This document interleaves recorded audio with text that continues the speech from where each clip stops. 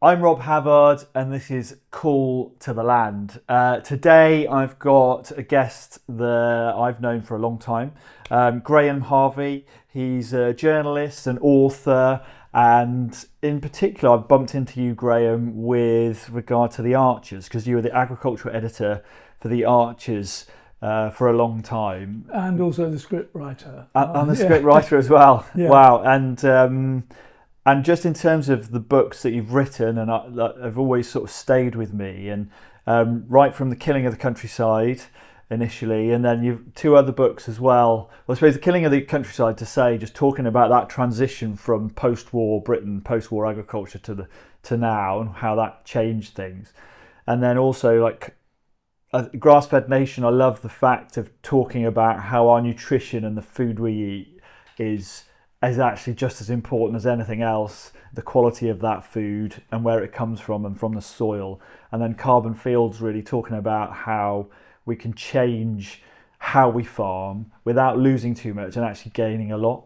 And I think as a body of work spanning the history of that period in this country, I think it's actually really important that everyone sort of should, in the industry, I think it's a sector, have their head round those publications, because they do describe an awful lot. And I think sometimes people within conventional systems can feel a little bit attacked or put upon when there's criticism, but it's more criticism of this corporate systems and the chemical giants and those sorts of things. And in my experience of you, Graham, is you've always been a staunch defender of rural life, of the farmer, and that's really at the heart of what you do. So I think just as a start off, it would be really great to have a bit of a background on you, where you came from, how you got into journalism, and why farming and all of that sort of stuff, if you sort of kick us off. Sure, I just have to say, The Killing of the Countryside, which was my first book, and which I got a lot of flack from the industry over, it was very much a defence of family farms.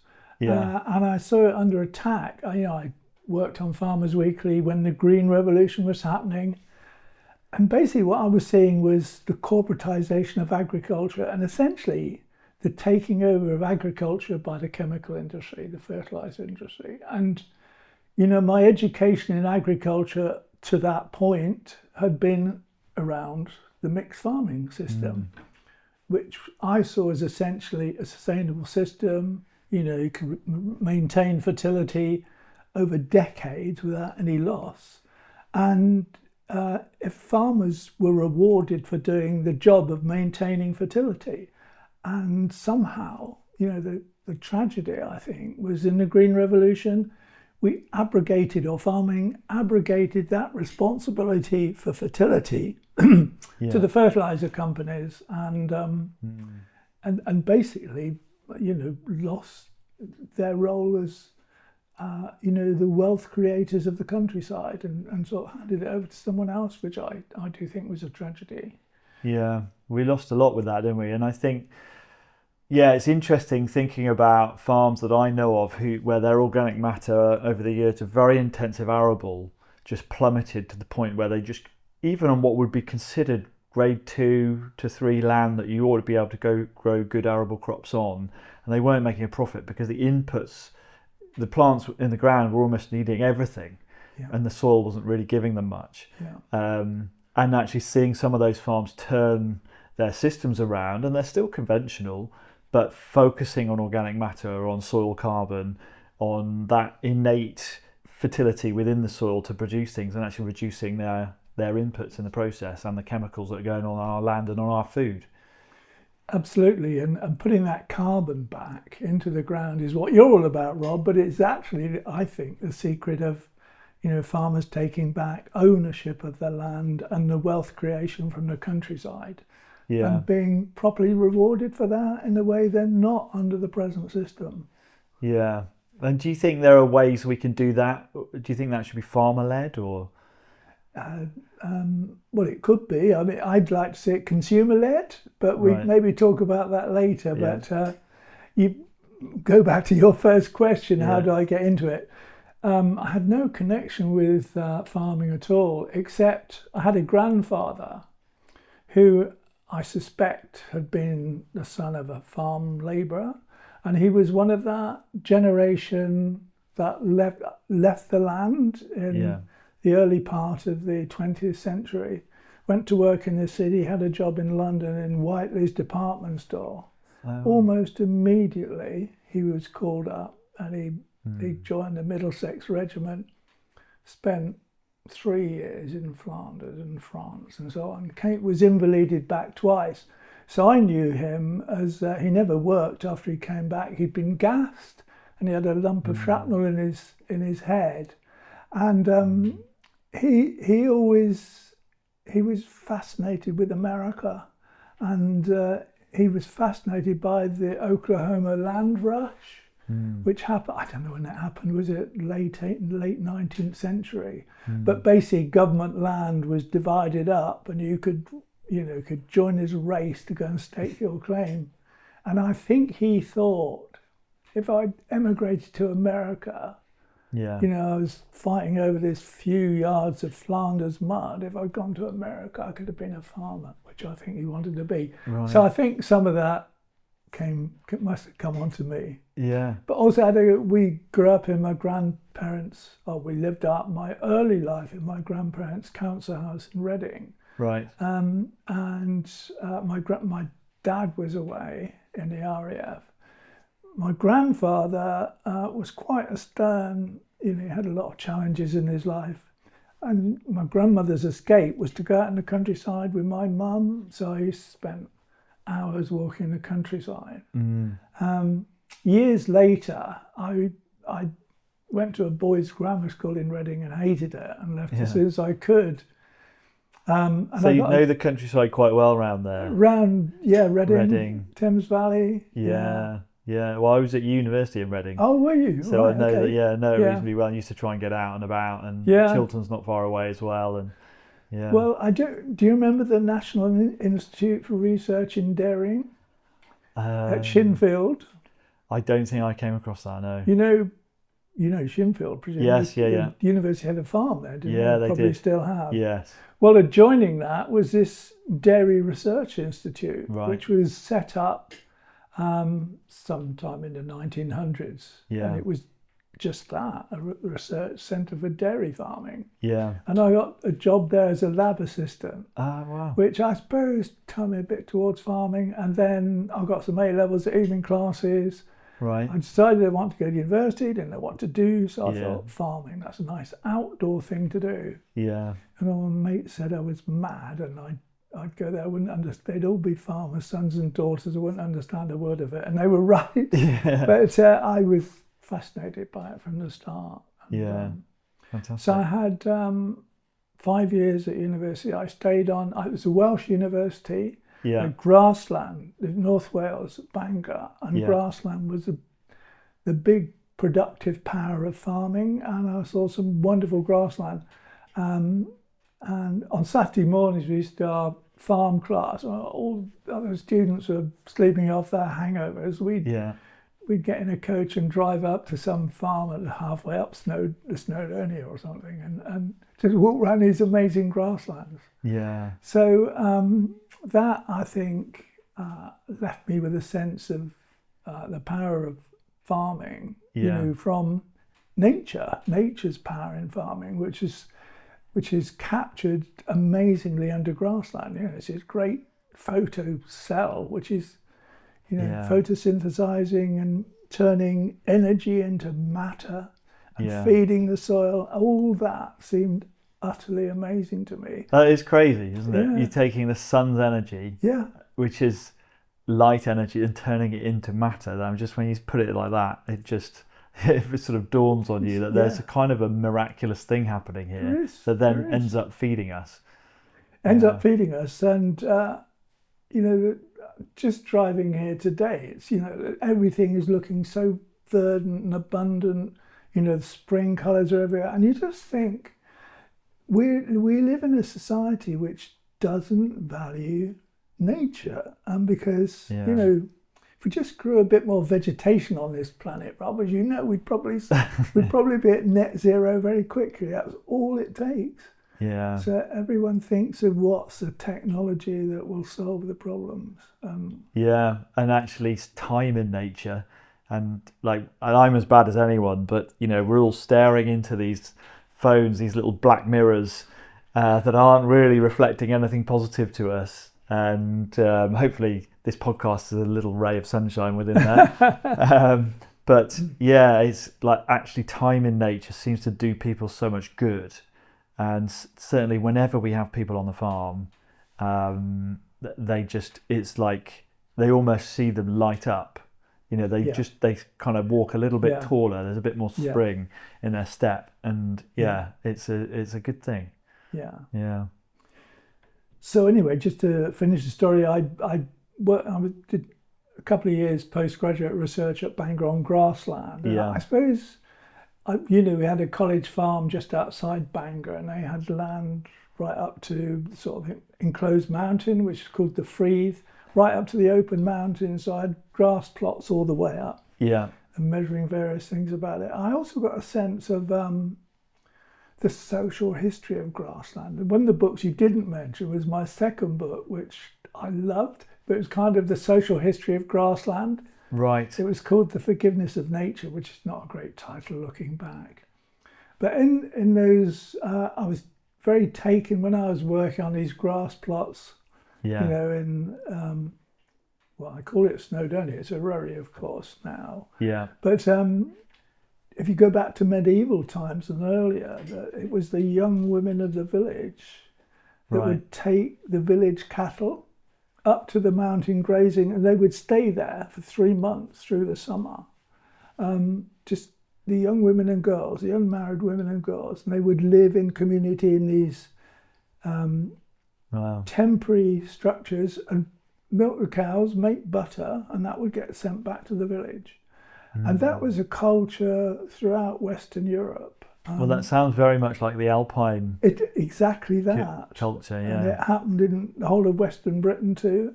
Wow. But I became aware of that, and it was a brilliant way of managing those mountain grasslands, because it meant they were grazed for the summer, and then they were rested right through the year. So it was ecologically very sound. Yeah, fascinating. And people knew at that time that butter and milk and cheese produced that way was very healthy, and we now know all the reasons why those are really healthy foods. Yeah, that's fascinating. I never knew that. Yeah, gosh. Yeah. So after that, I got a job at a Dorset farm. I worked for about a year, and that was just quite a large farm, but a mixed farm still on the chalklands down near Blandford Forum. And I got a job on Farmers Weekly as a trainee reporter. Fantastic. I had a great time there till the Green Revolution, and then I saw it came in, and it was a boom time for the media like ours. Yeah.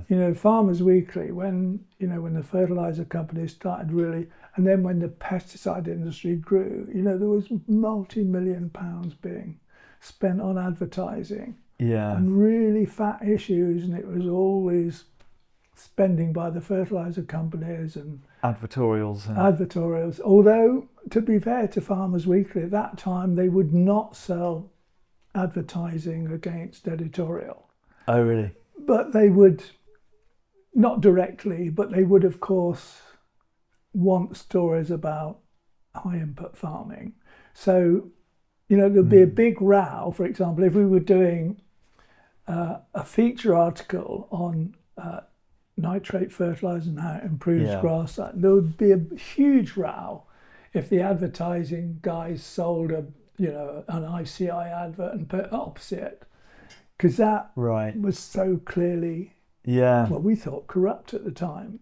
But I guess it wasn't just, as much as there is that motive or that power of money and commerce that's coming in and influencing, but also just coming out of the war, people had been on rationing.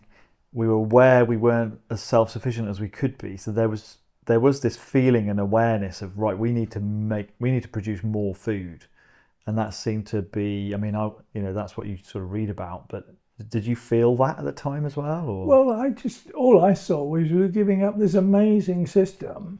And, if you go back to the post-war years when the Archers started, Yeah. well, it was, that was after the Agricultural Act, which really kind of ingrained the subsidy, the idea that farming had to be supported.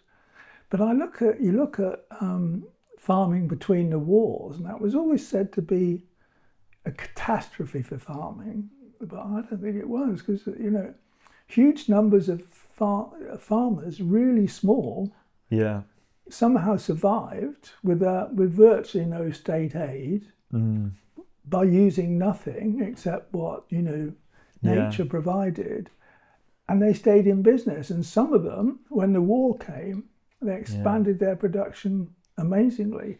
I know, one of my influences was George Henderson's book, which you all know, The Farming Ladder, and, what you could do on an 87-acre farm. The sheer productivity of a farm like that. If you built up the fertility reserves of the soil. Yeah.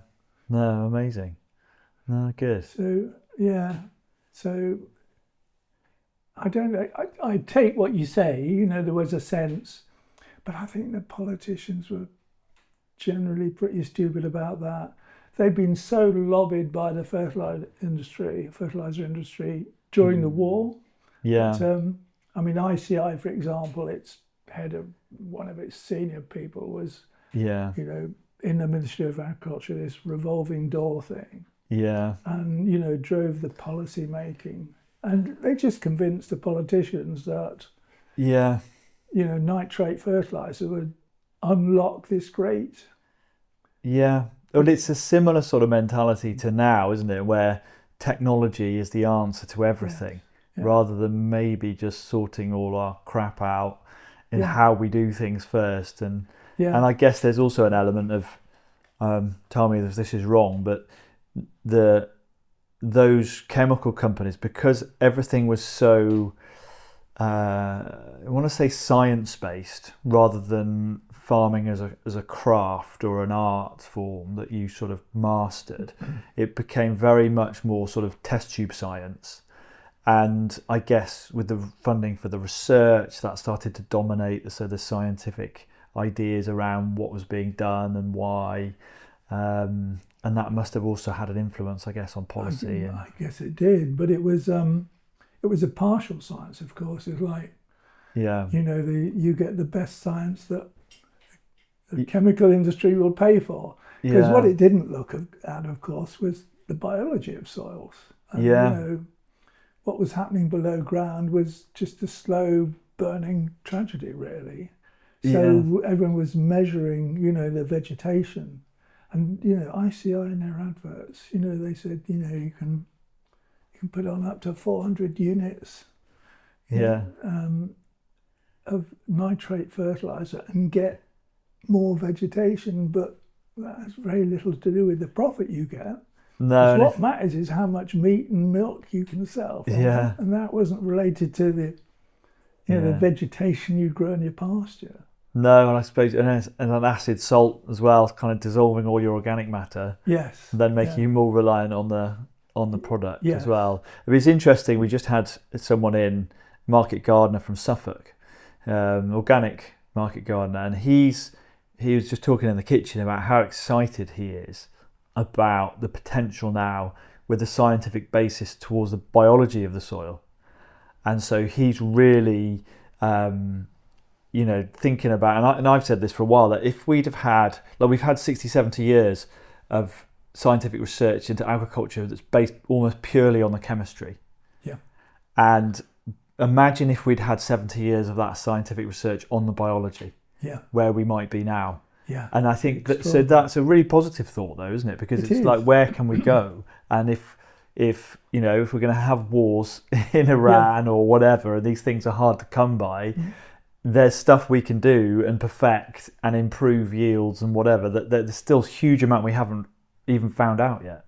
Absolutely, and it's kind of been, a mystery area, hasn't it? The biology of soils, and I mean, everyone knew, the billions of organisms down there, Yeah. and not really knowing what they did, and until now, because there was really, if you took any, I mean, you had 10,000 microbial species, maybe in just a teaspoon of soil, about 1 billion organisms there, Yeah. all interacting, all at any time, and disentangling that was impossible to do. So you couldn't take a few species out and put them in a lab, because they wouldn't behave like they did in that dynamic situation. And the first serious attempt to do this, ironically, was at Rothamsted. Yes. With that microbiologist, what's his name, Andy, his name's gone out of my head, but he produced this paper in 2020, recently was that? Okay. Where they used DNA analysis to look at the organisms involved, and X-ray measuring of the pore space and the structures below ground, and related particular microbial species to a good open pore space in which plants could thrive. Yeah. And under compaction conditions, it was a totally different set of organisms, the anaerobic ones and all those. Yeah. But the key thing, they said, it was kind of, I forget what was the phrase they used, it was a dynamic process. But the key thing was it had been recognised, or somebody had a theory. This guy who wrote, I think it was A Selfish Gene, he had this theory that structures in nature, things like birds' nests, would be related to the distribution of alleles, which are gene forms, in the general population. Oh, okay. So these guys down at Rothamsted thought, well, let's see if we can find that kind of relationship between, distribution of genes within the microbe populations that are associated with open structures. And they found them and identified them. And the most extraordinary thing is this particular group of genes, they need not nitrogen, which actually leads to compaction, but they need regular inputs of carbon-rich materials, such as compost or manure, to actually be able to create the spaces and the interconnected. Could that also be maybe root exudates coming out from photosynthesis? That would be part of it. Because that would be the natural version. Yes, it worked best under grassland. Yeah, but it's basically carbon from vegetative sources, so it would include root exudates. But also, I just remember virtually the first job I did on a farm was muck spreading, the old-fashioned Howard rotor spreader, I think it was. Yeah. And I remember the foreman there saying, I was trying to sound really clever. I said, what sort of NPK do you expect this muck to contribute? Yeah. He said, I don't worry about that. But if we don't put it on, we won't have a farm at the end of it. Yeah. And he had a sense that this was a living thing we were dealing with. Yeah, and you had to feed it. And we wait till 2020 for science to actually show the mechanism that allows it to work. That's crazy, isn't it, when you think like that? It is. But I think also that scientific process, which maybe that research there shows that you don't have to eliminate all the uncontrollable variables in order to have a good experiment. But that thinking was always there. And I remember reading about some of the experiments done on grass breeding, different varieties. Yeah. And particularly, I think there was one with cock's foot, for example, where they ended up breeding it to be completely unpalatable because they didn't breed it in any relation to animals. It was just purely on productivity. Yeah. And then the other side of it was, the old varieties are still good, but a lot of some of the modern ones are not very palatable for that reason, because then that was the root of the genes that we use for future. But of course, the other thing they did was they sterilized the soil. So they'd have these growth plots for different varieties of, say, ryegrass or different grasses, and they sterilized the soil plot before they started to control the variables. And then they sell the seed to people who obviously are not going to be sterilising the soil. And that disconnect of thinking that's a good scientific process when it doesn't bear relation to what those things are going to be doing, you know. Yeah. Well, I mean, nature is just this hugely complex, dynamic system with all these different processes going on at the same time. Yeah. And basically, reductionist science doesn't work on it. So No. we're moving beyond that now to more modelling of, you know.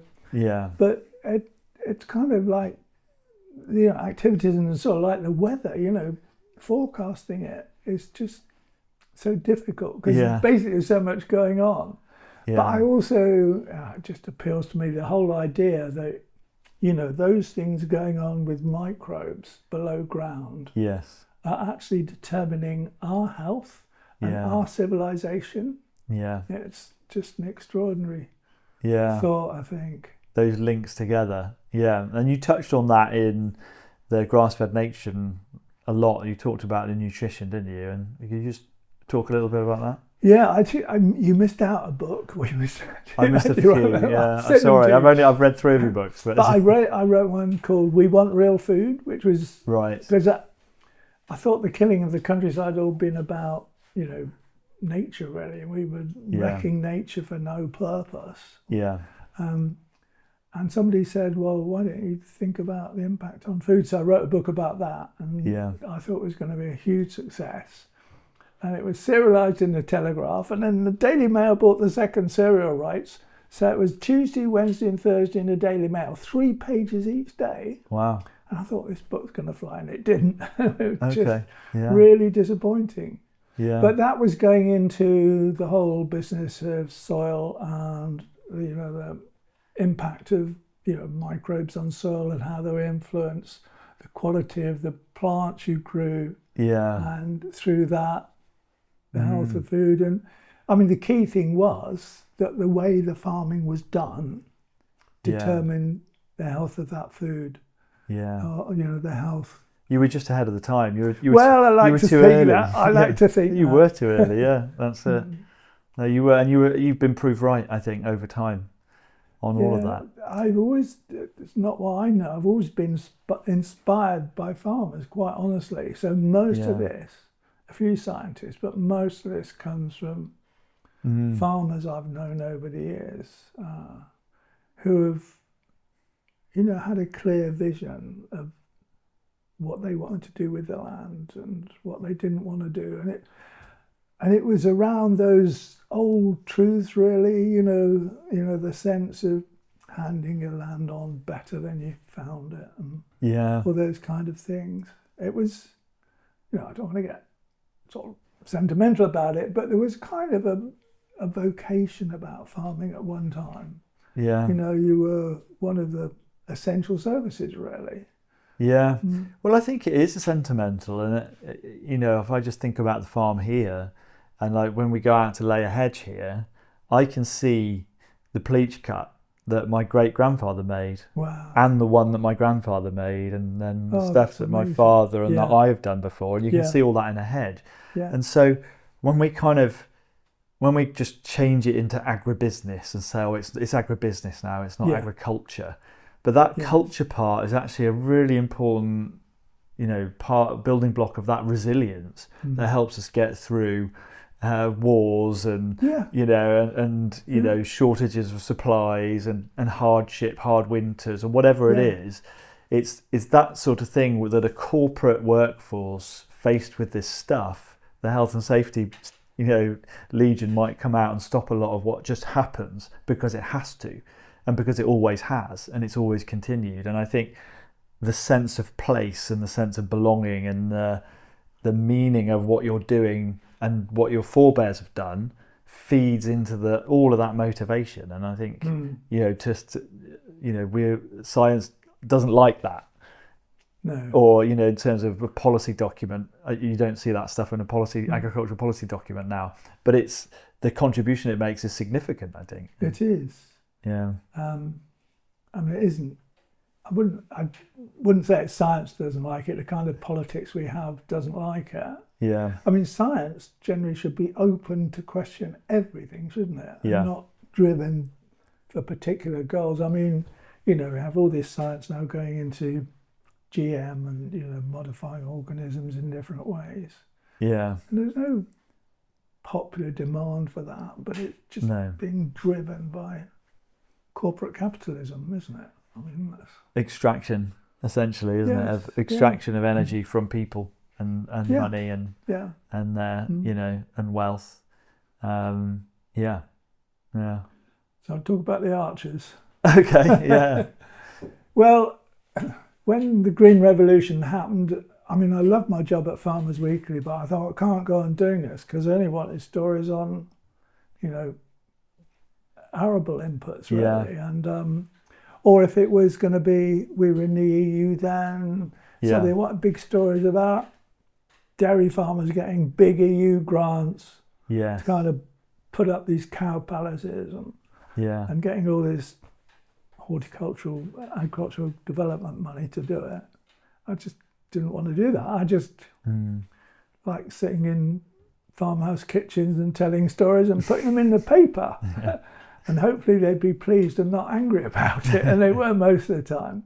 So I went freelance thinking and started writing for New Scientist. I wrote a bit for the Daily Mail. I tried to write more generally about agriculture. I tried to, particularly New Scientist, critique the kind of corporate farming that was coming in. And I remember I did a feature in New Scientist called Poor Cow, and this was back in the 1980s, I think, early 80s. Really? About shoving all this grain into cows, and they were getting this chronic, digestive disorders and Acidosis and acidosis, all that. There was a guy called Gordon Newman. Do you remember Gordon Newman? He was a nutrition consultant at Moore Valley Feeds.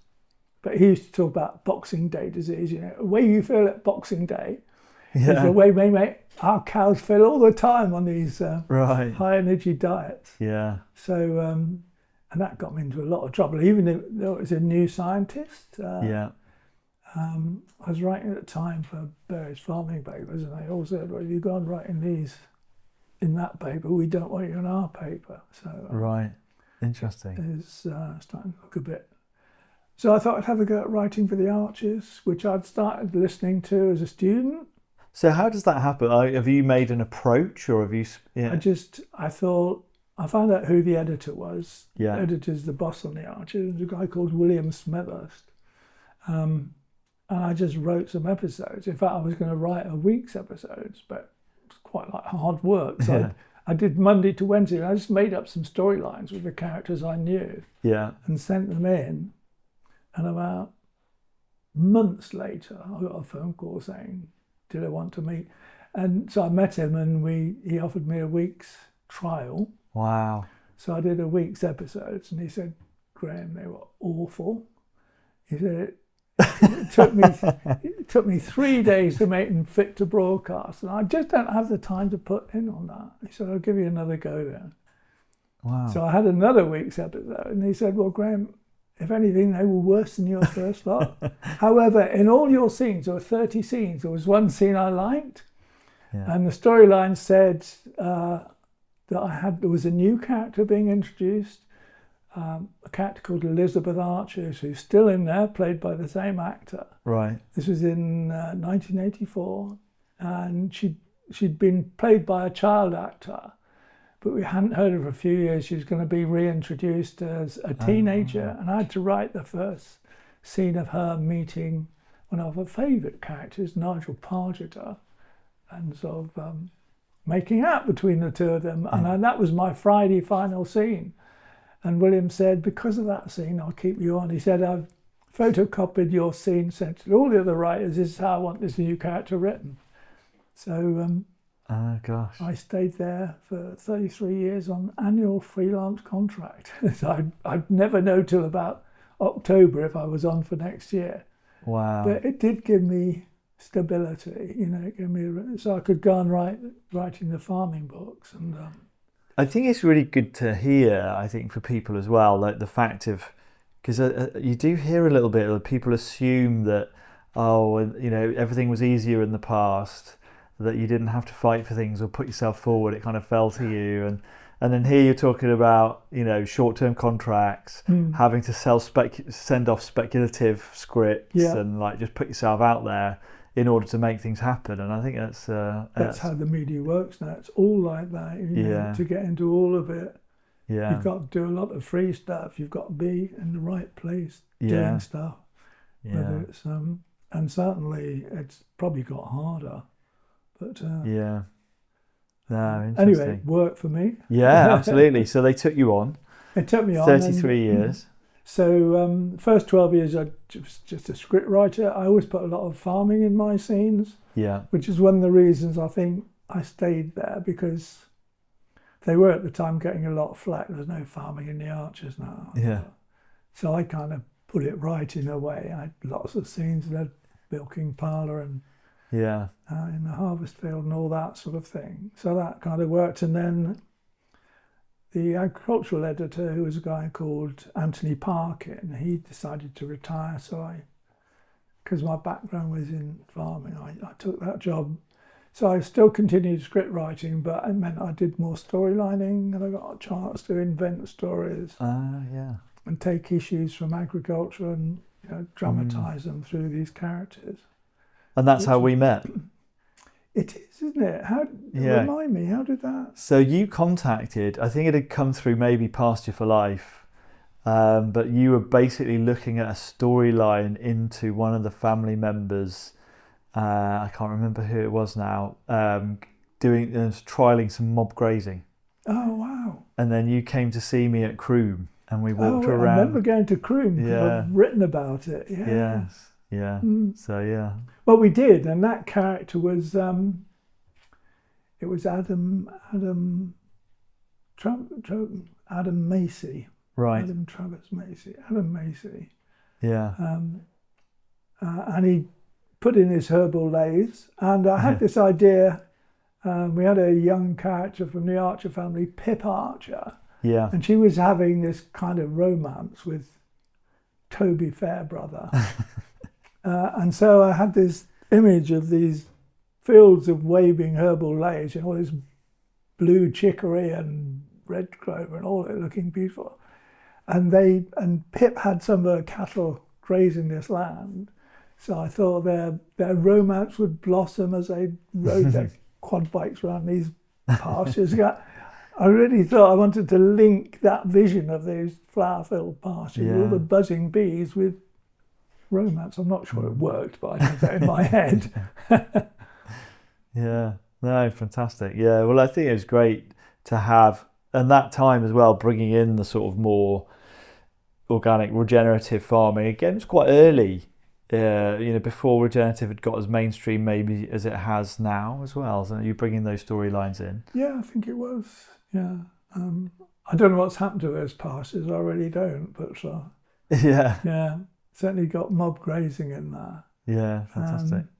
And then in terms of like where you see things now, I see you could quite busy sometimes on LinkedIn and making posts about like where things are going now. Like, where do you think we are, and what do you think are the big things we need to tackle at the moment in the sector?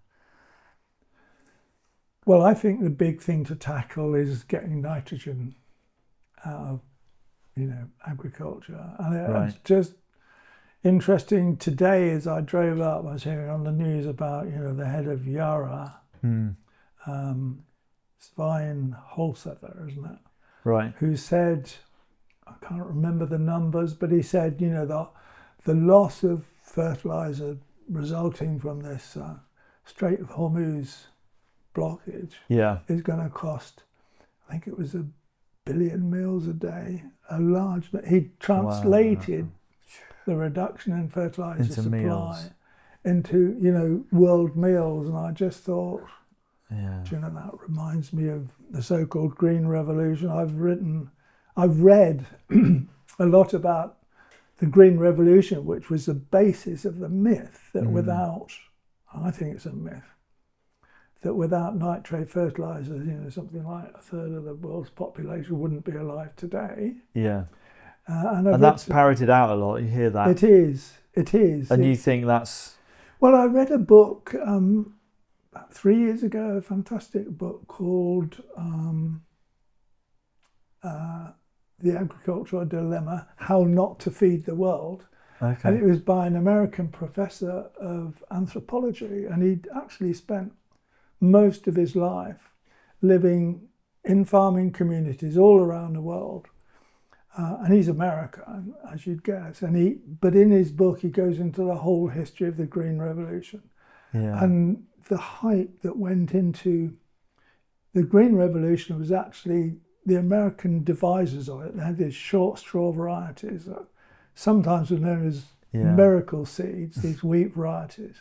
But they weren't miraculous at all. They just tolerated large amounts of nitrogen fertilizer. Yeah. And you had to grow them densely packed together, high seed density, put large amounts of nitrogen fertilizer. Well, if you grow things that way, as you know, Rob, it's an open invitation to every pest and disease to come and, because nature wants to get rid of that. It sees it as a flawed system, so you have to keep going in and spraying them and so on.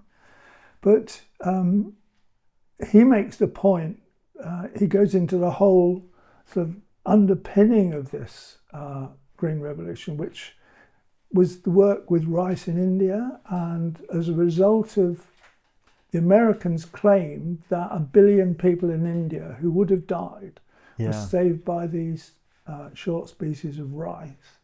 And he says that was basically not borne out by the facts, and the facts were that they were given the free nitrogen from the US government to do it. So there's no doubt it did feed 1 billion people. But if they hadn't have had the free nitrogen, they would have just eaten other things produced by. So he goes into all that. And they would have. It was lots and lots and lots of small scale farming, wasn't it? Yeah. So there was basically just a lot of subsistence farming. Yes. Yeah. Which have been under attack. And Vandana Shiva, does that a name that means anything? Yes. She's actually she's some kind of molecular scientist, I think, but she's kind of rededicated her life to saving Indian agriculture. Yeah. And she describes the Green Revolution as, well, we know it as a war on farming, but she saw it as I know it as a war on nature, but she saw it as a war on farming and still does. Right. It was the Green Revolution, the guys who devised that in America, and it was a Rockefeller Institute as well, was what was behind it. And their idea was shock and awe. Their idea was they would present this system that would produce yields so big that peasant farmers, would disbelieve everything they thought they knew, and it would create this shock and awe. So it was it was kind of it was like Coca-Cola, wasn't it? A financial, cultural assault, really. Yeah. So that is what lay behind, this Green Revolution. And in fact, it's very wasteful. As you know, it's very wasteful. It's very inefficient and only really works with a lot of public subsidy. And now the subsidies are going. Yeah. As you know, it's becoming very hard to make money out of that system now. Yeah, well, it's interesting you say about the about that, almost that cultural attack in order to do that, because I think I've seen the corporations, again through some of the names you mentioned, but I think I get his name right, I hope, is Sergei Brzezinski's work in marketing and psychology, and I think he was related to Freud as a nephew or something like that. But it was essentially seized upon by a lot of these corporate giants like Coca-Cola and others, and through the chemical industries, through the Rockefeller empire and all of that. And part of that was that it was actually quite hard to take over, to change people's buying habits, to change their practices, which is part of their culture. But if you create a cultural desert first, then it's a lot easier to move in. And so this was as a specific tactic to take over entire markets, because of course once you've, not in terms of some sort of evil Bond villain stroking a cat situation, conspiracy theory, but in terms of just once you've got this market and then you can see there's this many people, million people over here who are currently not buying our stuff. How can we make that happen in order to double what we're doing? It's just that corporate entity is the natural kind of next step you take, almost unthinkingly about, and not really thinking about consequences. But just when you hear that said out loud, it's to see and the potential of what we lose, and unfortunately our systems of thinking don't grab hold of the real important cultural stuff that we have the potential to lose with all this technology. Absolutely. I didn't know about that work, but that's really interesting, actually. Yeah. And I can see it. I can, see why it would happen. Yeah. Well, there's a guy, Paul Kingsnorth, who wrote a very important book, I think, called Against the Machine. Yes, I've read that. You have? Yeah. Yeah, I mean, he talks about it in book. there as well. Yeah. I think it's an amazing book. I think it's probably one of the most important books of the last 30 years. I would say so too. Yeah. And he's gone to live in the west of Ireland and got rid of his phone, and basically he's disconnected himself from the system. Yeah. No, they're very important, I think, and everyone should definitely read that book. Yeah, I agree. Yeah. No, good. I must just, Rob, mention some important work that was commissioned by Boris Johnson's government. Okay. Which hasn't seen the light of day. Right. But I hope it will. I've tried to make it see the light of day. After Brexit, Boris Johnson through DEFRA, commissioned some research looking at that would help in the development of farming policy. Right. And these what were they called? These where farmers would take part, wouldn't they? I forget. Oh, like the facilitation groups. Yeah, those kind of things. But there's another word for them. Anyway, one of the pieces of work he commissioned was looked at whether you could have a national farming policy which would have inputs at a local area. Right. And one of the interesting the studies that was done on that looked at an English county and what would happen. How would you get together the inputs? So have to bring together a whole panel of people to adjust farming policy and put in the local requirements. You almost can't imagine that sort of policy being formulated now, or that question being asked. But one of the interesting things, they did a big audit of all the costs and all the returns of agriculture in this English county. Wow. And the results showed that if you got rid of if you farmed it ecologically without the chemicals, you would actually, farm incomes would double or something like that.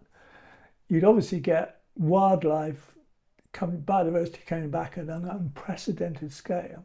But what was interesting, the whole economy of the county boomed. So we have this system of farming which represses nature, which, although we don't see it, is actually impacting on the whole economy. Yeah. And this report, I know the guy who chaired it, and a year and a half ago he handed over his report to DEFRA. Obviously it's a different government now, but whether they're going to do anything with it, I don't know. But it's... Do you know the name of it? I do. It's on my computer. I'll send you a link to it. Okay, we'll try and put something up, and when we promote this. Yeah. No, that would be really good. I mean, was that Michael Gove? Would he have been the minister, the DEFRA minister at that point? I think I don't know. It could have been Michael Gove, yes. It's the kind of thing he would want to support at the time, I think. It's a funny thing. It's so away from you kind of think of these policy wonks completely disconnected, or, I don't want to do down civil servants too much, but they often don't talk a lot of sense, and the policies don't look joined up. But that's incredible that they'd look at that. But it's how we view nature, isn't it? It's kind of like peripheral and a nice thing to have, but it's not at the centre of our economy, which it needs to be. Yeah. Because economic law is just meaningless, isn't it?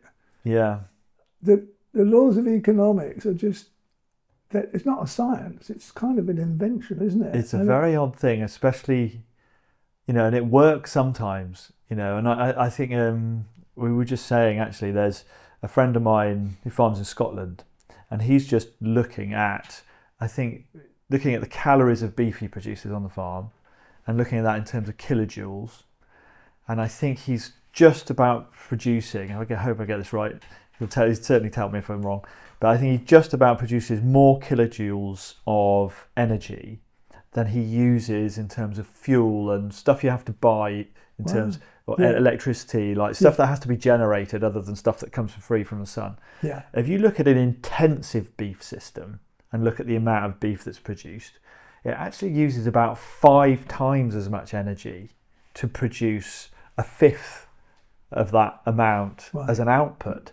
But it's only because of the economics around the cost of that cheap energy that's been cheap for a long time because of petrochemicals that has essentially made that possible. So if we're moving to a world where these are not as available anymore, then, you know, this sort of measurement of, like we were saying, like, is money a good, because we're almost measuring energy in money. Yeah. And is that a good way of measuring energy? Is money, as that exchange, when it's actually the energy we're using and exchanging and the work we're doing, that's actually what we need to be looking at.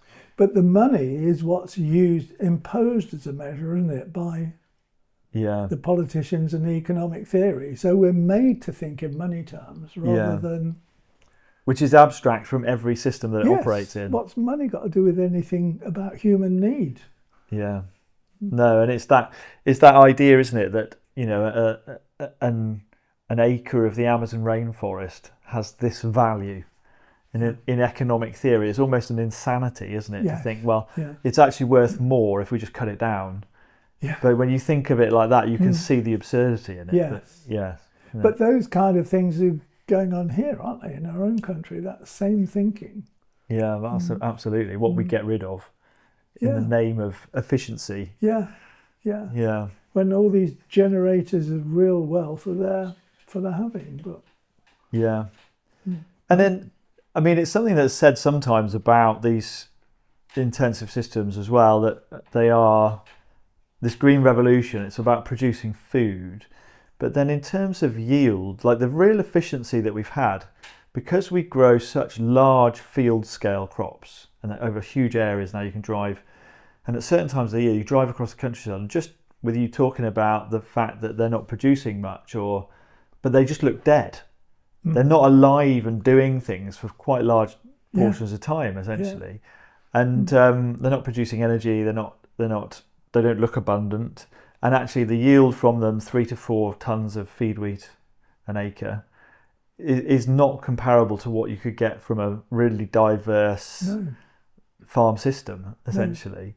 So it's interesting, but we said something in the kitchen earlier about the efficiency and what that efficiency really is and what that's done. I don't know if you want to elucidate. We were talking about how what the one thing they're really efficient on is in terms of reducing labour costs. Yeah, absolutely. Yeah. So it is that sole measure, isn't it? Because, and really this is a cultural thing. I was conscious of this with, right back in the 1947 Land Culture Act.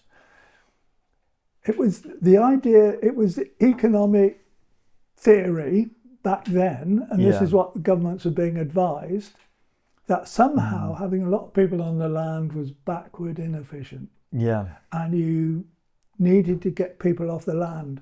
So they could go to the city. And so they could go to the city and work in factories, which was considered much more economically advantageous to the country. Yeah. So right back to 1947, that was a prime motive. Everything you say about we'd been through food rationing, there was a sense we needed. But those farmers on the ground, they knew how to step up production if they needed to. And as the economy recovered in the 1930s, we're only producing a third of our food, and that's now said that was an inefficiency of the system.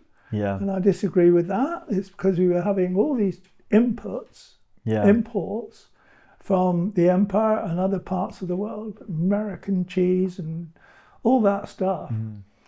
And when the war came, they expanded their production amazingly. And, with the peace, as the economy grew, the same would have happened. Yeah. So, maybe it goes back to what you say about money as our own only yardstick, Yeah. because by a measure of utilising of resources, those large farming population were about as efficient as you could be. Because if they hadn't been efficient, they wouldn't have survived. Yeah. So they'd farmed through the 20s and 30s Yeah. and stayed in business. Yeah. And that's Without support. without support. Where I live in West Somerset, I've read a couple of books about wartime farming in where, you know, on the edge of Exmoor where I live. And there was a countryside writer called Massingham, H.W. Massingham. Anyway, he wrote a lot about the countryside, particularly from an organic point of view. Yeah. And he writes about a wartime visit to what he called the Hillock and Dingle country, which is where I live between the Quantock Hills and Brendon Hills. And I know that valley really well. It's now all maize, basically, and all contractors. Yeah. In the wartime, in the war, that was huge numbers of small farms, some of them with tiny acreages, it's not great soil, producing copious amounts of food for the nation during the war. Yeah. And they were betrayed really by the 47 Act, which basically paid farmers, it paid you on your output, and also subsidised nitrate fertiliser. And the bigger you got, and the more fertiliser you used. Yeah. You know. And the nature of the subsidies as well, in that because they were subsidies and they were per production unit, often that meant that the bigger you were, the more you got. Exactly. And it was like a regressive policy, essentially a subsidy for the wealthiest, biggest operators, and it just made that more and more the case. And I guess it's fundamentally changed the landscape and the people and the communities. But actually, that way of thinking continued, didn't it, while we were EU members? Because I can remember there were various suggestions that CAP payment should be limited, once you got over 120 hectares or whatever it was. Yeah. And of course, for understandable reasons, the NFU objected to that and said it disadvantaged Britain, and I suppose it did. Yeah. But it also disadvantaged small farms. Yeah. No, and it's an interesting thing when I think it's often people, if you're trying to act for the sector or if you're trying to do what's good for the sector, it's like if you're thinking about the sector as a whole, that's something different to if you're just thinking about the biggest operators. As if and there is that culture in farming now where the biggest, most efficient or labour efficient or largest scale is the best farming, and whether that's right or wrong, I probably wouldn't agree with that. But on the whole, if you look at the people in farming and if we look at our communities, the current system and the current trajectory of where we're headed is, about every 10 years, we lose the bottom third of dairy farms. Yeah. Right. So just in terms of how big a scale they are, essentially, that's simplistic. But over time, we're losing. That's fewer farms. That's fewer farmers. That's fewer people in our schools and our communities and our pubs. And that also our rural communities then cease to be mainly rural people. They start to become, and that can be good, but we're losing something about our rural culture, and that it will only continue as scale dominates and we go down that road. And it's just interesting. So the current path isn't working for rural communities as far as I can see, and it's going to lead to the erosion of them if we're not careful. But there just seems to be not an awareness of the path we're on, because we're just thinking about next year. Yeah. And I understand people when things are tight, you just need policy. I mean, we had Greg Harrison came in here and he made a really good point about protest, because I actually went on the farmer protests for the inheritance tax, I should say, because I think it could have been a much better policy, put it that way. But he was just saying, like, once you get to the point where you're protesting, you're essentially saying that these people, whether it's the policymakers or the supermarkets or whoever it is you're directing the protest at, those are the only people who can solve this for me. So you're giving your power to them. You're saying that I can't do this. Yeah. And as soon as we do that, we cease to look at, well, what can we do? And as farmers, we're so resourceful. The amount of, you see all the diversification on farms and the different ways we find work for our family members and people on farm, different businesses springing up. The entrepreneurial spirit is fantastic. It is. And I think the more we can just embody that and say, as much as we can't, I don't think we can trust policymakers anymore. We have to just trust ourselves. Yeah. And if we don't do that, I don't think it looks good, to be honest. I'm interested you mentioned dairy farming. I mean, it's just been classic, hasn't it? And Yeah. I remember when I was started writing about farming, it was every parish had a dairy farm, and somehow dairy farming is what you did to get started in farming. If you didn't have a lot of money, you could rent some acres. Yeah. And you had a cash income every month from the very start with dairy farming. Yeah. And you could go out, and all the villages of England, they would have a dairy herd, and sometimes the cows would trail up the main street, and you had a sense that this belonged to the village. Yeah. And the money was circulating. And I think, and dairy farming, of course, is one of the great successes of the interwar period. Yeah. It's when I grew up in a council estate in Reading, and our milk was delivered by Job's Dairy, and they were started in the 1920s or 30s by a group of farmers. Yeah. And, by the time I came along, they were supplying half the town. Yeah. And there were so many dairying stories like that. Yeah. And and they were producing good milk, pasture fed a lot of the time. Yeah. Just hay or silage in winter, and roots and some kale. The first farm I worked on in the 1960s was a big farm, Yeah. but it had a dairy herd, about 40 cows. Yeah. And the herdsman was a law unto himself. The rest of us, Yeah. we were definitely second fiddle to that guy. Yeah. Well, and the people on farm as well. Like my grandparents were tenant farmers, and they milked there, and you just the milkmaids who'd come to milk, like people would come to milk. Yeah. And my granny, it's a tenant farmer, wife of a tenant farmer, she was up at 4 a.m. Boiling all the everything ready to clean it, to get it ready, and starting the boiler, starting the fire under there, and like the work that was done in order to feed people, and just incredible, really. But if you look at dairy farming now, it's kind of $1 million, to go into dairy farming on a sort of feasible scale, what kind of investment you talk about? In a commercial dairy, and if you've got to build a parlour and £1 million quid at least, I'd have thought. I know people who spent that about 10 years ago, so yeah. All you need to produce good, nutritious milk is some mixed species grassland and some cows. Well, we had our first episode, Ollie Chedgley came on, Organic Dairy Farmer of the Year. Yes. He's actually on the Hampshire Berkshire Downs as well. Yes. And he has an outdoor parlour. Well, there we are. And he moves it around the pasture, 450 cows through, and he is making money, I think it won't mind me saying, hand over fist. Yes. So, it's just a matter of stripping out the costs, which that's what you're in the business of doing. Yeah. And using these free resources that nature's gifted us. Yeah. And I think that's the thing as well, is that there is, like, if I look at our business, and like you said, we just try and strip out all the costs, and then when the prices go up like they have, the cattle prices, then we have the benefit of that margin.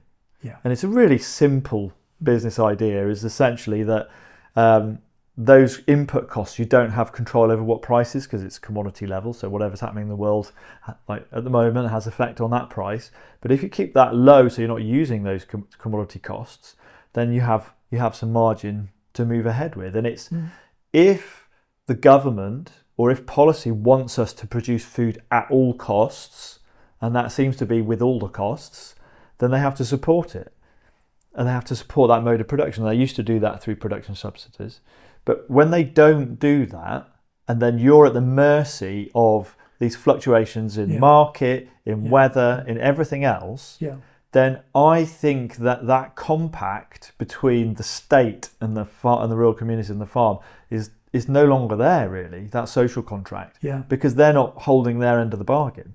And so for me, I'm not going to bet the farm. I mean, I grew up here and we ended up losing most of the farm, with Dad following most of the advice and ADAS and whoever coming out and Minister of Agriculture saying this is what you should be doing. Didn't work. And so I have a real scepticism of those official narratives on how we should produce. But if you bet the farm on the really high input system, but you're not being backed by the state who's asking you to take these risks, I mean, I don't think that's something we should be doing. No. But I also think the potential is there. Like, we've seen the potential. We can produce beef at industry standard stocking levels of the top third of the industry.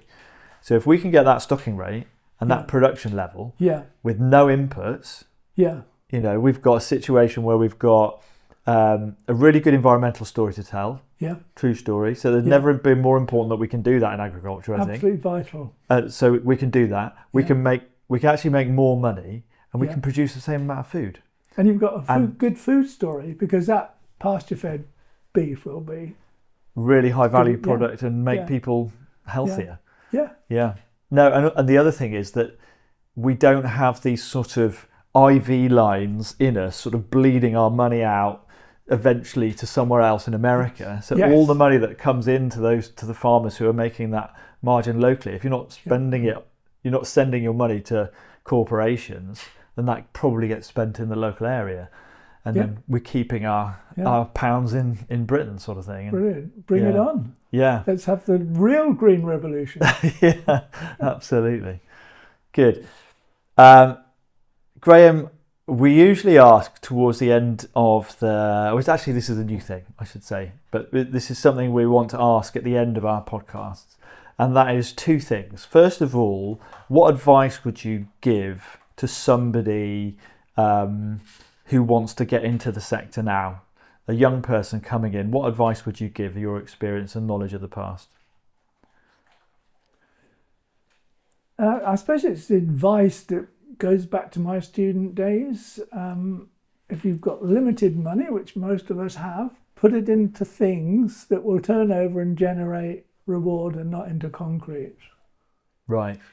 So invest in money generating. Some good grassland and some good animals on it. Because, I think animal production is, whether it's dairy or beef or whatever, it's the thing to be in. That's what we need. Yes. Yeah. And if you could make one change to the sector to move things forward, what would that be? I'd put a huge tax on nitrate fertiliser. So a graduated tax that within 5 years, it just wouldn't pay. And in that 5 years, we'd see carbon returning to soil. Farmers would actually take their power back. It's interesting as well, but for the consumer on that's just given me a thought as well, in terms of we often have a lot of the costs, the social costs get socialised, but the profits get capitalised on the other direction. And so all the cleaning up of the pesticides out of the water supply that all the water companies do. Now we pretend that our water companies are all private, but the reality is the government keeps bailing out all of the water companies because they've got these huge costs. And so actually it's that old idea of the polluter pays, isn't it? So if these pesticides and fertilizers were taxed initially, then it wouldn't be the consumer, when they pay their water bill, paying for the water they didn't make dirty to be clean. It'd be the polluters who paid to clean the bloody water. Absolutely. And this is proven classically by this study in that southern English county, when the value of the food produced by the county in a year was about 120 million, but the cost of cleaning up the water and mitigating the carbon emissions was 190 million. I'm not sure those figures, but that's the difference. Yeah. So the value of the food was far less than cleanup costs. And this is why the whole of the economy was, penalised by that. It's ridiculous. Yeah, no, that's crazy. Graham, that's been a fantastic conversation. Thank you Good. ever so much for making the journey up from Exmoor all the way to see us today. I think that body of work, I said at the start of the podcast, I think it's really important for our sector, for people to get their head round and understand all of those things. You're way ahead of the curve. You were probably too early, probably for you, but thankfully for us. I think my mum said that. Is that right? So yeah, just thanks for all you're doing. I'm sure we'll probably have you on again to cover some other issues in the future, but it's always a fresh take, and I appreciate that. I'd be delighted to. Thank you very much, Rob. It's a pleasure to be here, and I'm a great admirer of what you're doing. You know that. Thank you, Graham. Thank you. Right, thanks. I hope you enjoyed that. I love that conversation with Graham. We've got some really good conversations coming up shortly. Please follow us on Spotify. It makes a huge difference to us. Also go over to YouTube now, where we're putting all of the videos, and we've got some reels and shorts and things and whatever they're called over there going up. It really helps us if we can promote that stuff. Thank you very much for listening. I'm Rob Havard, and that was Call to the Land.